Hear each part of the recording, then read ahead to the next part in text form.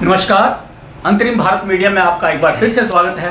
मैं हेमंत राणा सहयोगी तरसेम के साथ एक बार फिर आज आपको आरओ ऑफिस नदौन में लेकर आया हूं, क्योंकि वन अधिकारियों की टीम ने फिर वैसे ही वन काटुओं पर, अवैध वन कटान करने वालों पर नकेल कसी है और लकड़ी से भरे 5 ट्राले जो कि उन्होंने मसेह खड्ड पर आज रात्रि पकड़े हैं, काबिले गौर है।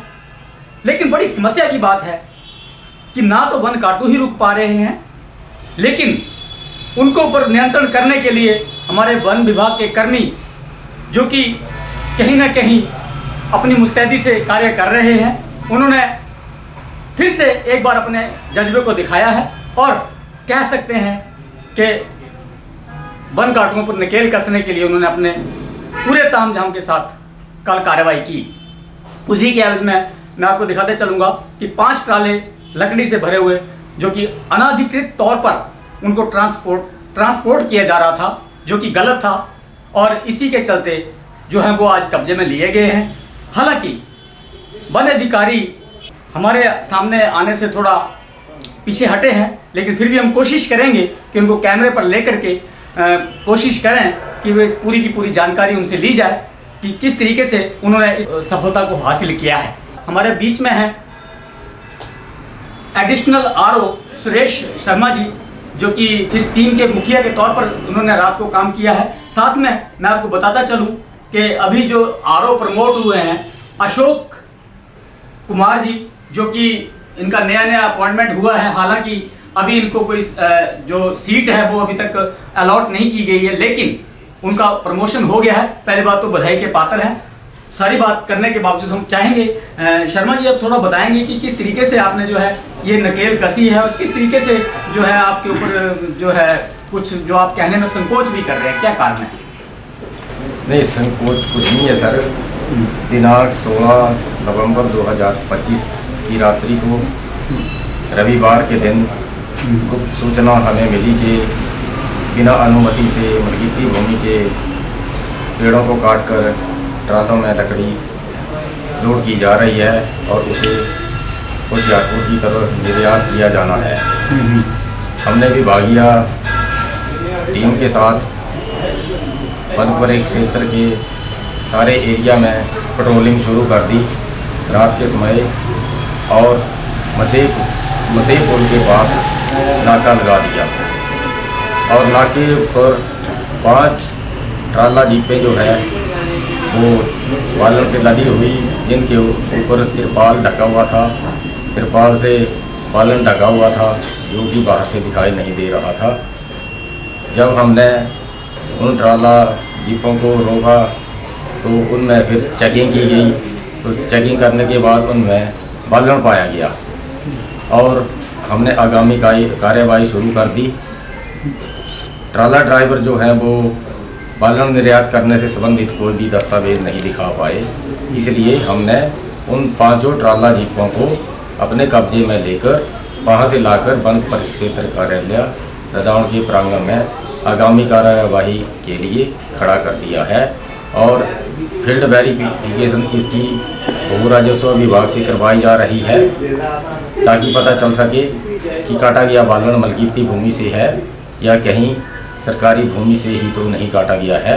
उसके बाद फील्ड वेरिफिकेशन के बाद आगामी कार्रवाई जल्द ही अमल में लाई जाएगी और उचित कार्रवाई की जाएगी। आरओ साहब, मैं थोड़ा सा जानकारी लेना चाहूँगा आपसे कि देखो पिछले कुछ दिन पहले ही आपने ये कार्रवाई को अंजाम दिया था, लेकिन फिर भी जो है कह सकते हैं कि वन काटू इस तरीके से अवैध लकड़ी कटान करने वाले बहुत ही सक्रिय तरीके से फिर भी यहाँ पर जो है अपने कार्य को अंजाम दे रहे हैं। और किस तरीके से आप देखते हैं क्यों कंट्रोल नहीं कर पा रहे हैं वो लोग? सर, कल छुट्टी का दिन था, रविवार का दिन था।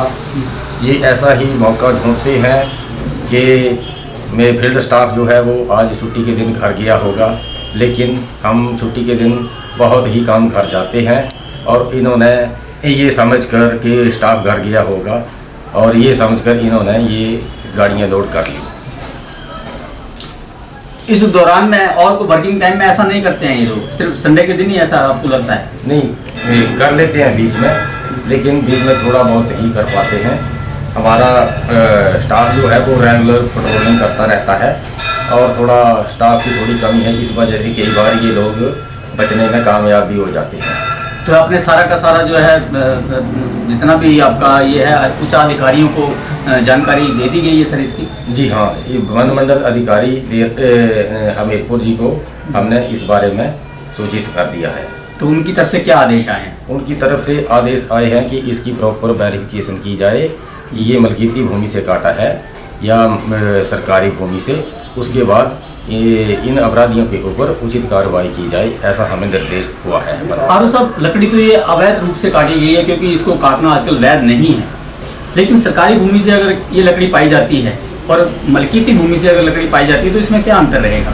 इसमें अंतर ये है, यदि सरकारी भूमि से पाई जाती है तो फिर ये DFO कोर्ट में इसका चालान जो है पेश किया जाएगा और सेक्शन 52A इस पर लगेगी। और मलकीती भूमि की है तो उसके ऊपर ट्रांसपोर्ट करने के लिए उसका अलग से जुर्माना अदा करना पड़ेगा उन्हें, और बिना अनुमति से पेड़ों को काटने पर अलग से जुर्माना अदा करना पड़ेगा।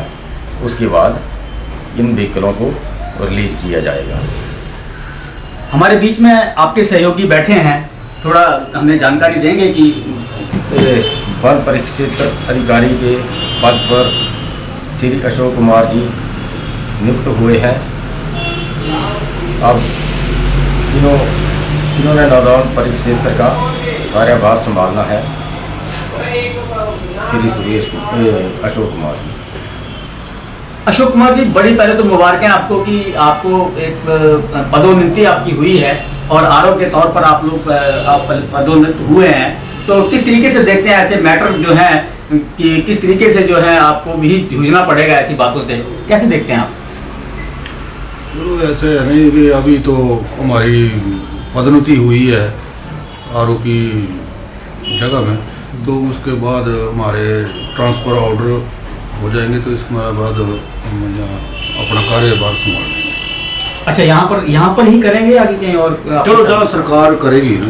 ठीक है, तो सरकार के आदेश आने हैं ना इसके ट्रांसफर के, तो वह अपना कार्यभार संभाले।